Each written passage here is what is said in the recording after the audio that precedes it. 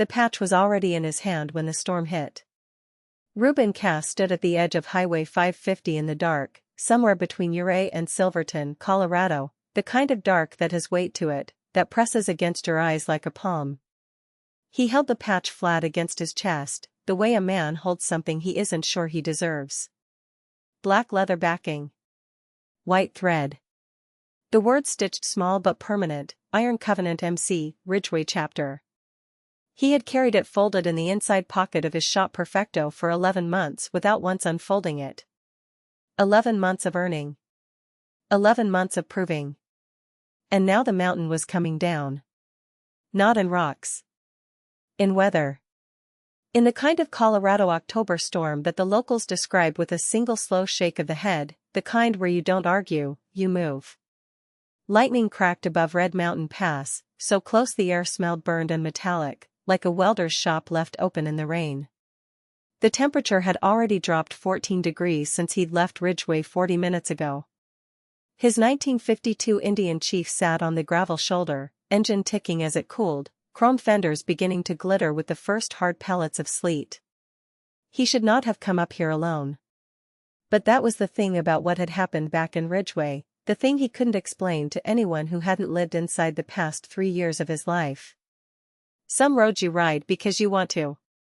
And some roads you ride because the only alternative is standing still, and standing still is how Reuben Cass had nearly died before, in a way that left no visible mark and no dramatic story to tell. So here he was. Patch in hand. Storm bearing down.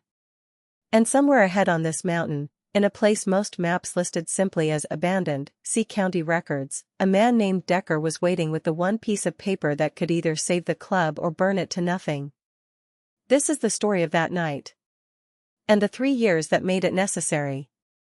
Reuben had come to Ridgeway, Colorado in the spring of 2001, driving a truck he barely owned, pulling a trailer with the Indian strapped down under a tarp. He'd come from Lexington, Kentucky, by way of Fort Campbell, and before that by way of things he didn't talk about in rooms with strangers. He was 41 years old. He had a Purple Heart he kept in a shoebox and a VA file number he'd memorized the way other men memorize their social security numbers, out of grim necessity. He had a beard that had started brown and arrived in Ridgeway already going gray at the jaw. He had 2 changes of clothes, a sleeping bag rated for 40 degrees that he'd been using in 30-degree nights, and a cast-iron silence that people in small mountain towns either respected or resented immediately. The Iron Covenant MC had found him, or he had found them, the distinction blurs in the way it always does when timing is the real author of a story. He'd stopped at a place called Manny's Fuel and Grill on Highway 62, just west of Ridgeway, trying to work up the nerve to ask about long-term parking for the trailer. The Indian needed a new magneto, a rear wheel bearing, and a carburetor float that had been giving him grief since somewhere around Bowling Green. He'd been nursing the bike on back roads, avoiding Slab Highway, taking the long way because the long way felt safer, which told you something about the state of the man. 3 men sat at the counter inside Manny's. Leather vests. Road-worn boots. The kind of hands that know tools. The middle one, big, 60s, white hair pulled straight back, a scar across his left forearm in the shape of a crescent, turned on his stool and looked at Reuben the way mechanics look at an engine, steady, thorough, without judgment, just assessment. That an Indian out there? Reuben said it was. Chief? 52. The big man was quiet for a long moment, turning back to his coffee. Then, Manny, this man needs the number 3 stool. And that was how Reuben met Holt Granger, president of the Iron Covenant MC, Ridgeway chapter, a chapter of 11 men, all Vietnam veterans or the sons of Vietnam veterans, all of whom had arrived in this particular valley of the San Juan Mountains because the mountains, unlike many other things in their lives, did not lie to you about what they were. The Iron Covenant had started in 1974 in a garage in Montrose. The founding idea was plain: a man who had served deserved a place where the service was understood without being explained. No parades. No ceremonies. No one asking you to feel gratitude for things that had cost you more than any civilian accounting could calculate. Just the road, the machine, the men who rode beside you, and the valley when you came home.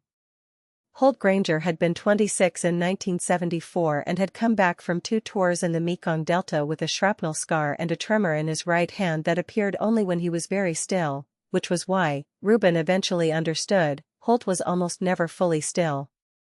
Always moving a cup, adjusting something on his vest, working a toothpick from one corner of his mouth to the other. The stillness cost him too much. By the time Reuben arrived in 2001, the chapter was having trouble. The kind of trouble that doesn't announce itself with a fight or a crisis but arrives in the slow erosion of things. 2 members had died in the past year, one in a road accident outside Montrose, one from a cancer that progressed faster than anyone expected. A third, a man named Press who had been the club's de facto lawyer and document keeper, had moved to Tucson to be near his daughter after a stroke left him unable to ride. The chapter's clubhouse, a converted hay barn on Owl Creek Road, needed $12,000 in roof repairs before the next winter or it would not survive the snow load. The chapter had $6,000 saved. And there was the matter of the land. The clubhouse sat on 3 acres that the chapter had been leasing for 22 years from a rancher named Ellis Watt, who had been a friend of the founding members and had charged them $1 a year as a gesture of shared veterans' loyalty. Ellis Watt had died in March of 2001, 8 weeks before Reuben rolled into Manny's Fuel and Grill. His estate had passed to a nephew in Denver who had never seen the land, had no idea what the building on it was used for, and had already retained a real estate firm to assess the property's market value for a potential sale. The Iron Covenant MC had no deed, no permanent lease on paper stronger than a handshake, and no attorney. That was what nobody said on that first morning at the counter at Manny's. But Reuben felt the shape of it anyway, the way you feel a missing step in the dark, the particular quality of weight that comes off a group of men who are quietly afraid of losing the last good thing they have. He stayed. He told himself it was for the magneto and the wheel bearing. That he'd be gone in a week, maybe 2. He found a room above Manny's. Manny Reyes was Holt's brother-in-law, as Ridgway is a small valley and its connections are dense as rope, and he spent his first week getting the Indian back to running condition in the chapter's shop bay, which was attached to the south end of the hay barn. He worked mornings on the bike and spent afternoons sitting with whatever chapter member came by, not talking much, just present in the way that some men can be present, the way a good dog is present, warm, quiet, attentive, not demanding anything from you but not leaving either. By the second week he was helping with the roof assessment. He knew construction. He'd done 2 years of residential framing in Elizabethtown after his first discharge, before the second enlistment, before everything that came after. He looked at the barn roof with a contractor's eye and told Holt what he saw. It was bad but not catastrophic. The rafter ends on the north face were soft with rot. The ridge beam was cracked but not failed. You could do it for $8,000, maybe $7,500, if you used reclaimed timber from the salvage place in Montrose and everyone put in labor. Holt looked at him for a moment with that mechanic's assessment again. You sticking around to help with that? Reuben said he didn't know. By the third week he knew. The work on the roof took through the summer, the chapter members climbing up on weekends and evenings, Reuben often working alone on the weekdays because he needed to do something with the hours that otherwise became dangerous. The mountains helped. The physical labor helped. The specific smell of the barn, old wood, chain oil, the ghost of horses and the present tense reality of motorcycle engines, helped in a way he couldn't have named if someone had asked him to. He began to understand the men around him. Holt, with his trembling stillness and his 27 years of holding this thing together. Cesar Dominguez, a quiet man from Pueblo whose hands moved with surgical precision on carburetor jets and who cried exactly once in Reuben's presence, silently, while watching the sunrise from the roof of the barn, not explaining why and not needing to. Tommy Bright, the youngest member at 34, born in Ridgway, son of a founding member, who had done 1 tour in the Gulf War and come back with a rage that he managed, barely and daily, by riding the Indian trails around Owl Creek at speeds that frightened reasonable people. And there was Decker. Gerald Decker, called Decker by everyone including his own wife, who had been gone 12 years. Decker was 63, wiry, with a white mustache of magnificent proportions and a habit of appearing at the barn at unexpected hours, always with something specific to contribute, a length of pipe, an answer to a question no one had asked aloud yet, a piece of information that turned out to matter more than anyone expected. He had been Ellis Watt's closest friend outside the chapter. He had been present at the handshake. He had ridden with the Iron Covenant for 19 years as an associate member before his knees made long rides impossible, and he now drove a '78 Ford pickup the color of old moss and lived in a house on Lime Creek Road, south of Silverton, that he had built himself over a period of 7 years. Reuben learned quickly that if you had a problem with no visible solution, you brought it to Decker in his truck or on his porch, and you waited, and eventually Decker said something that rearranged the shape of the problem until a solution became visible. The land problem had no visible solution. The nephew in Denver, his name was Craig Watt, and he had visited the property exactly once, in June, had no hostility toward the chapter. He simply had no attachment to it either. He had a real estate broker, a mortgage on a house in Highlands Ranch, and the straightforward financial arithmetic of a man who had inherited land he didn't ask for and needed to decide what to do with it. The acreage, with its water rights and mountain views, was worth somewhere between $90,000 and $120,000 in the current market. Craig Watt was not going to give it away for sentiment. The chapter had the roof repair fund. They had the money in the operational account. They had $12,240 total, accumulated over years of dues and fundraising rights. Against $90,000 of fair market value, that number felt almost cruel in its smallness. Through the fall of 2001, the chapter explored every avenue Reuben and the remaining members could find. They looked at veterans' land trusts. They contacted 2 attorneys. They explored whether the County Historical Society had any mechanism to flag the property. They rode together up to Montrose, 6 bikes in a line on Highway 550, to attend a meeting about rural preservation funding that turned out to apply only to agricultural operations. They came back through the early dark of November with nothing resolved and the temperature in the low 20s, and they sat in the barn around the oil drum stove and didn't say much. It was Decker who said, 2 weeks after that ride, that he thought he had something. He came to the barn on a Tuesday morning in November, poured himself coffee from the pot on the workbench, sat down on the stool nearest the stove, and said that Ellis had told him something in the last month of his life. About the land. About the deed. About a document that Ellis had drawn up in 1997 that Decker believed was still in existence but whose location Decker was not entirely certain of, because Ellis, God rest him, had kept his important papers in a system that was entirely logical to Ellis and almost opaque to everyone else. A legal covenant of right of use. Perpetual. Bound to the property deed. If it existed and could be found and recorded, it would not give the chapter ownership, but it would give the chapter an irrevocable right to use that specific barn and those specific 3 acres for as long as the Iron Covenant MC, Ridgeway chapter, existed as an organization. Craig Watt could sell the land. He could keep the land. He could do whatever he chose with it. But he could not remove the chapter from that barn. The room was very quiet when Decker finished. Then Holt said, "Where would it be?" And Decker said, "Might be in a lockbox at Ellis's house. Might be in a storage unit Ellis kept over in Ouray. Might be with an attorney in Durango who did some work for Ellis around that time. I don't know. I've been through everything at the house that Craig let me look through, and I haven't found it." "Have you looked in Ouray?" Tommy asked. "Haven't been able to get up there." Decker said it evenly, without self-pity, and Reuben understood the knees, the driving, the mountain road between Ridgeway and Ouray that was demanding even in dry weather. It was a storage unit in Ouray, a mountain town 17 miles north on Highway 550, in a place listed in the Ouray County records as Monarch Self-Storage, Unit 14, leased to an E.B. Watt. They'd confirmed the unit's existence through a phone call. They'd confirmed that Craig Watt had not yet accessed it or directed its contents to be catalogued. They'd confirmed that Decker, as the named emergency contact on Ellis's lease agreement, had legal authority to access the unit. What they hadn't done was get there. Because between the first week of December and now, the third week of October, the following year, the chapter had been fighting a different fire. A member named Ray Fuentes had been accused, by a man in Montrose who had a grudge older than the accusation, of a theft that Ray had not committed.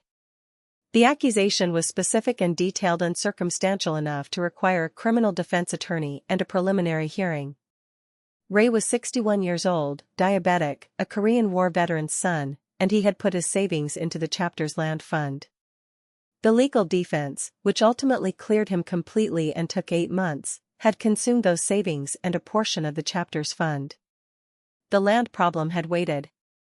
Craig Watt, to his credit, had agreed to a 12-month courtesy hold on any sale, after a letter the chapter sent him explaining the situation, a letter Reuben had drafted at the kitchen table at Manny's at 2 a.m, 3 drafts, throwing the first 2 away, getting the third one right not by being eloquent but by being precise. The 12 months were up in 11 days. So when the storm hit on that October night, Reuben Cass was not riding up Highway 550 towards Silverton because he wanted the adventure. He was riding because Decker had called that afternoon and said, "I think it's in the Ouray unit. I went through Ellis's address book last night and found a note in the back, just a letter and a number. C14. Could be Unit 14. Could be nothing. But I think we need to look." And Decker had said, "I'd go myself, boy, but I can't make that drive in this weather, and I can't make those stairs with what my knees are doing this week." And then Decker had said something else, quietly, something Reuben heard but filed away to think about later. "Ellis told me once that if anything ever happened to him, the thing that mattered most was in a cigar box. He smoked punch cigars. Honduran. You'll know the box." The storage unit was in Ouray. Ouray was 17 miles north. Silverton, where Decker lived, was 23 miles south. The document, if it existed, needed to be in Reuben's hand before tomorrow morning, because the chapter's attorney in Durango, a good man named Whitfield who had been working on reduced fees, had a court window at 9 o'clock tomorrow that was the last available before Craig Watt's courtesy deadline expired. So Reuben had gotten on the Indian in the early dark of that October evening and ridden north toward Ouray on Highway 550 through the beginning of a storm that the radio had described, with professional understatement, as significant. Now he was pulled over on the shoulder with sleet in his beard.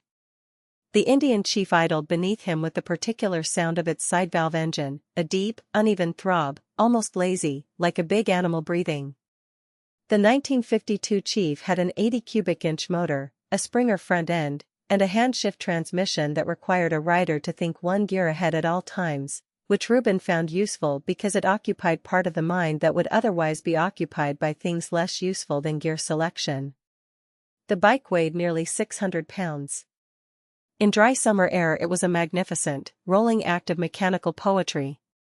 In mountain sleet at altitude, with a storm moving down from Red Mountain Pass, it was a serious machine operated by a man who understood exactly what he was doing and chose to do it anyway.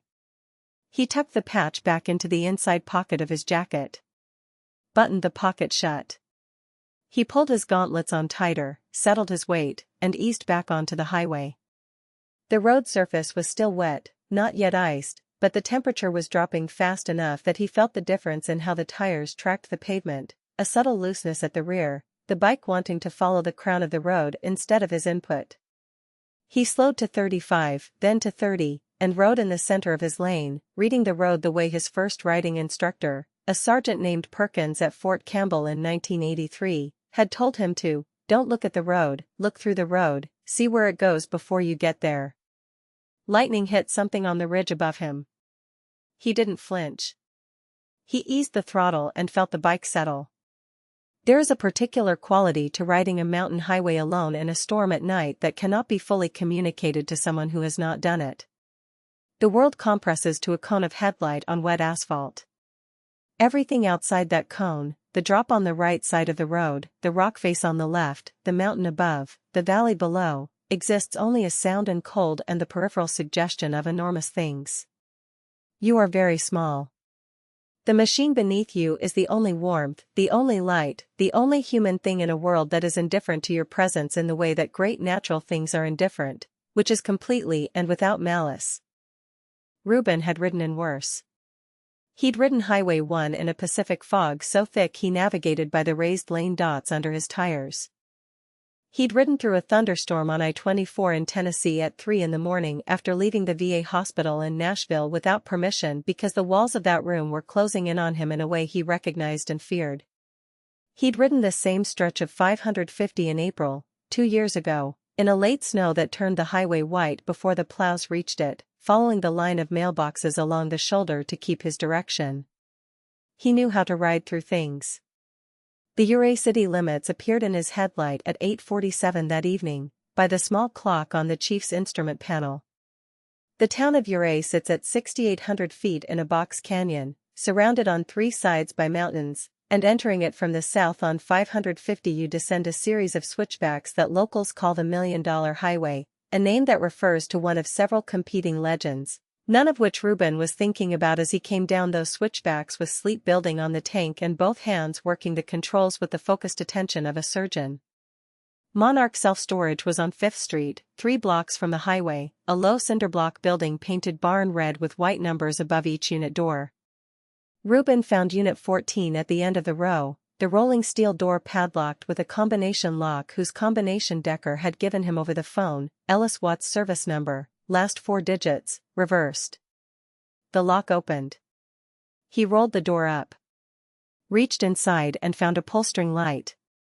The bulb came on, yellowed, filling the space with the color of old paper. The unit was approximately 10 feet by 12. It held 2 shelving units, a folded army cot, 3 boxes of books, a set of tire chains in a canvas bag, a fishing tackle box in orange plastic, and on the second shelf from the top, between a coffee can full of bolts and a rolled-up topographical map, a cigar box. Punch. Honduran.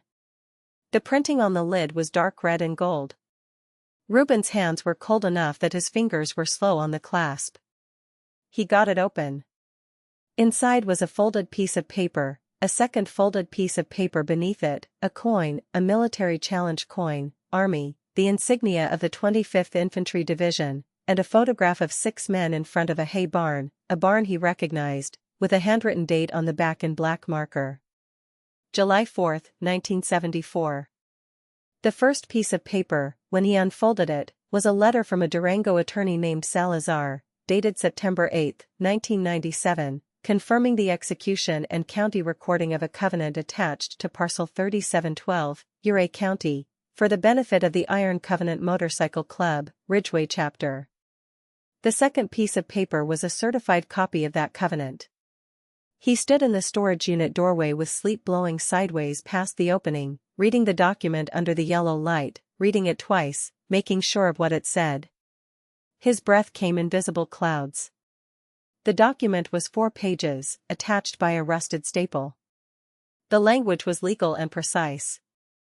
The covenant was perpetual. It ran with the land. It had been recorded on September 12, 1997, with the Ouray County Clerk and Recorder. Ellis Watt had done this. Quietly, 5 years before his death, Ellis Watt had done this for 11 men he had never served with but whose service he had understood in the way that some civilians do, not by feeling it themselves but by paying close enough attention to understand its weight. Reuben pressed the document flat against his chest.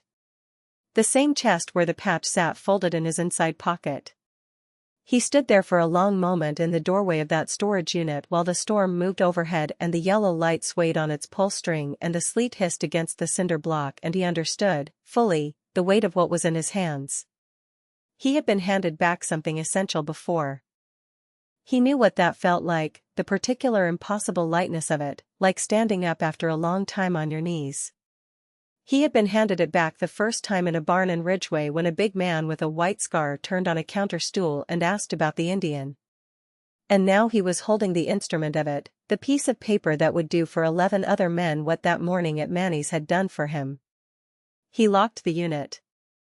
Walked back to the chief in the sleet. Folded the documents carefully inside a Ziploc bag he'd had the presence of mind to bring from the kitchen drawer at Manny's.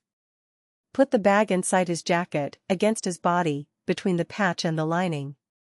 Started the Indian. The engine turned over on the second kick, fired with its deep unhurried sound, and idled in the sleet like it was mildly amused by the weather. He pulled out of Monarch Self-Storage onto 5th Street and navigated back through Ouray toward 550 South. He needed to get to Decker's house on Lime Creek Road. He needed Decker to see what he'd found.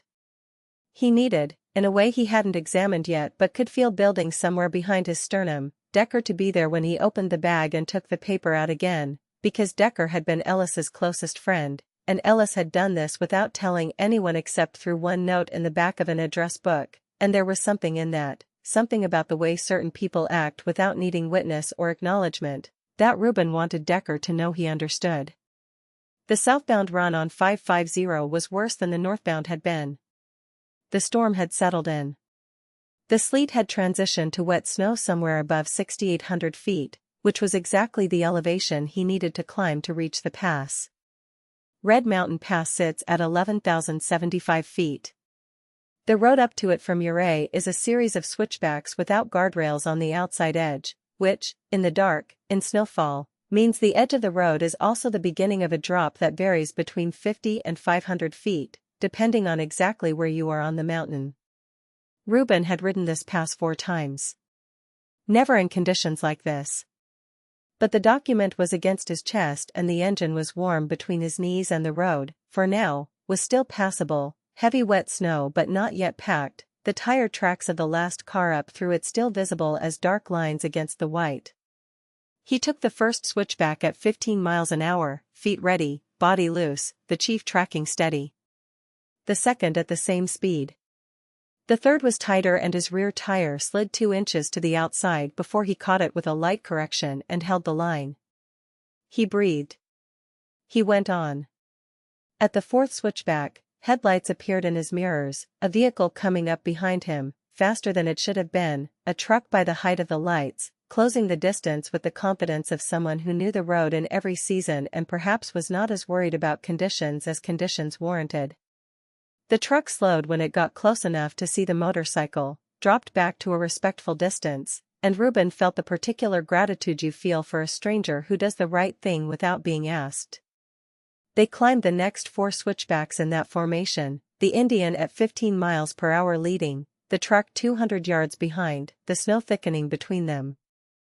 Near the summit, where the road cuts through the last ridge before it levels briefly and you can see, in daylight, in every direction across the mountains with the specific heartbreaking clarity of altitude, near the summit the Indian's rear wheel broke traction on a patch of compacted snow and Reuben put his left foot down, a boot dragging 6 inches through the snow, body shifting right, counter-steering with a firmness that came from muscle memory and from 20 years of riding machines. That demanded you stay present or suffer the consequences of your wandering mind.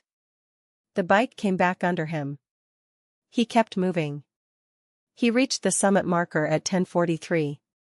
He stopped the engine and sat in the dark for a moment at 11,000 feet with the storm moving around him, the snow horizontal now, his beard matted with ice.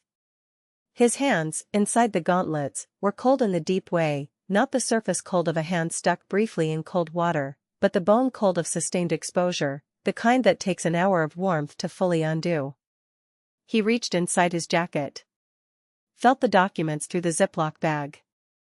Felt the patch beneath them, still folded, still there. He thought about the first night he had sat at the chapter's workbench with a cup of Holt's terrible coffee, too strong, always too strong, brewed in a percolator that was older than some of the motorcycles, and watched Cesar Dominguez work a crescent wrench on an oil drain plug with the unhurried precision of a man who had found, late and after tremendous cost, something worth doing carefully.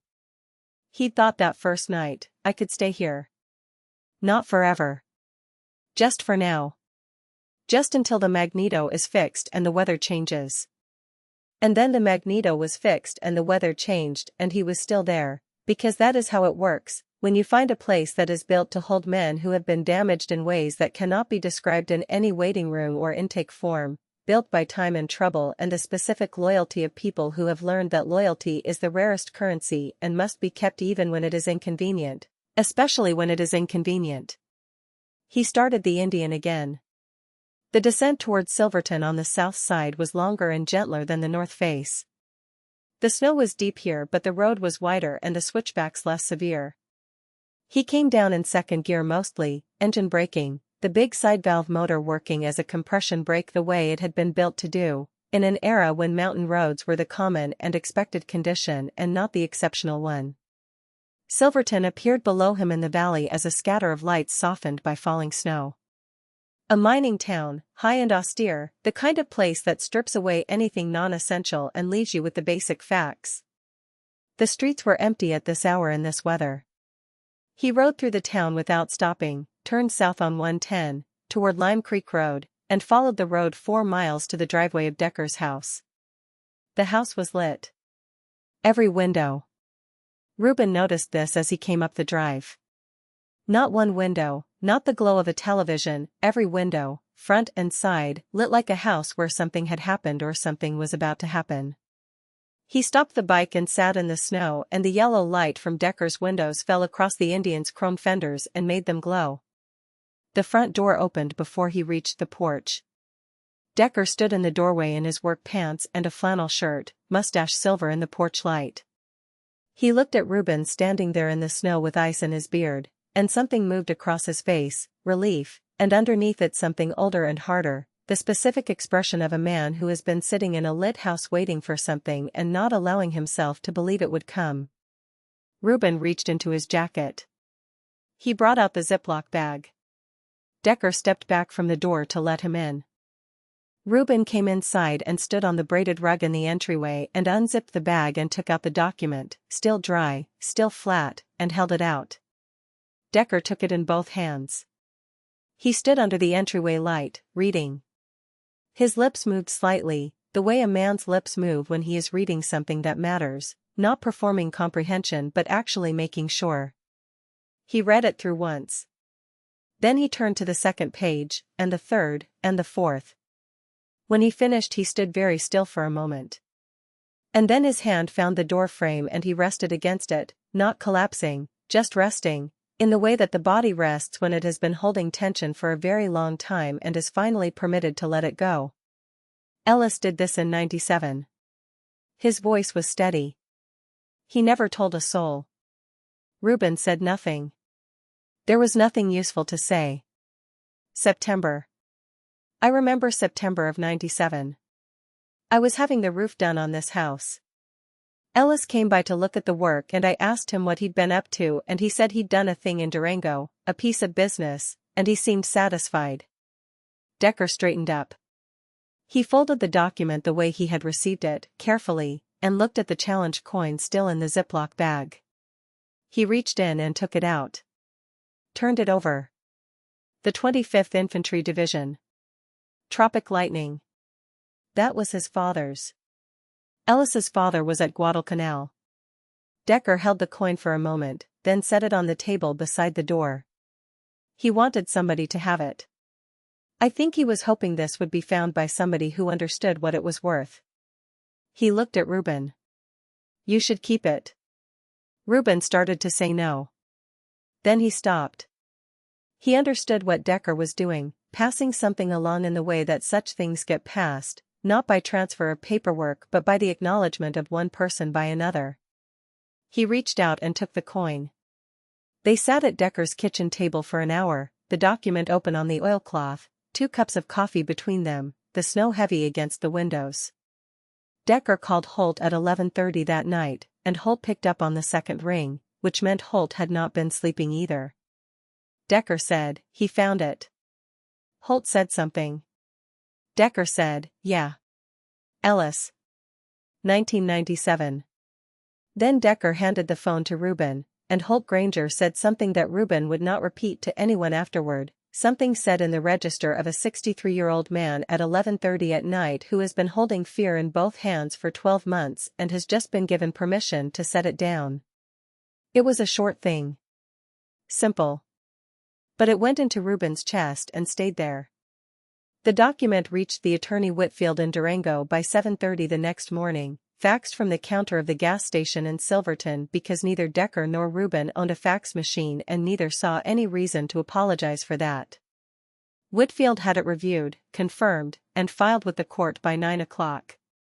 By 11, with Craig Watt's attorney on the phone from Denver, the covenant's existence and validity was established, the recorded copy pulled from the county records, and the matter, the 12 months of suspended breath, the depleted fund, the sleepless nights and the futile meetings and the long ride up a mountain in a storm, the matter was resolved. Craig Watt, to his credit, took it with the equanimity of a man who had never wanted to be the villain of this story and was quietly relieved to be released from the possibility. He sold the land 3 months later to a buyer in Telluride who used it as a vacation property and who, in the first spring after the sale, drove up to Owl Creek Road out of curiosity after seeing the barn, knocked on the door during a chapter meeting, was met by Holt Granger, and ended up sitting at the workbench for 2 hours with a cup of terrible coffee, learning more about the San Juan Mountains than he had expected to learn that afternoon. The Iron Covenant MC, Ridgeway chapter, is still there. On the first Saturday in November, 11 days after the night on Red Mountain Pass, the chapter held the ceremony they called making. It was a small thing, done without ceremony in the way that the most significant things often are, in the barn, around the oil drum stove, with the smell of coffee and chain oil and old wood, the mountains outside under a clear sky, the first hard frost of winter on the ground. Holt Granger stood up from his chair and crossed the barn and stopped in front of Reuben. He held out the patch, a second patch, official, from the box that held the chapter's supplies, crisp and unworn. He held it out flat on his palm. Reuben reached into his inside jacket pocket. He took out the patch he'd carried for 11 months, the one he'd had in his hand on the shoulder of Highway 550 when the storm hit, folded and creased and worn soft at the edges from being carried against his chest through a year of work and worry. He held it out beside Holt's crisp one. Holt looked at both patches for a moment. Then he took the worn one from Reuben's hand and gave him the new one. "You earned the new one." He turned the worn patch over in his fingers. "But I'm keeping this one." He slipped it into his vest pocket. "This one already did its work." Reuben held the new patch and looked at the white stitched letters on the black leather backing. Iron Covenant MC Ridgeway chapter. His hands were steady. The men around the stove were quiet in the way that is not absence of feeling but the full presence of it. Tommy Bright, across the barn, lifted his coffee cup. Cesar Dominguez nodded once, his eyes on his cup. Ray Fuentes, back in his seat after 8 months of a different kind of writing, set his hand flat on the workbench once, a single soft sound, the way a man marks something without needing words for it. Outside, the Indian chief sat in the shop bay on its side stand, chrome bright in the low November light coming through the bay door. The engine was cold. The mountain road that had been taken and survived was behind Reuben now, the same way all the other roads were behind him, not gone, not forgotten.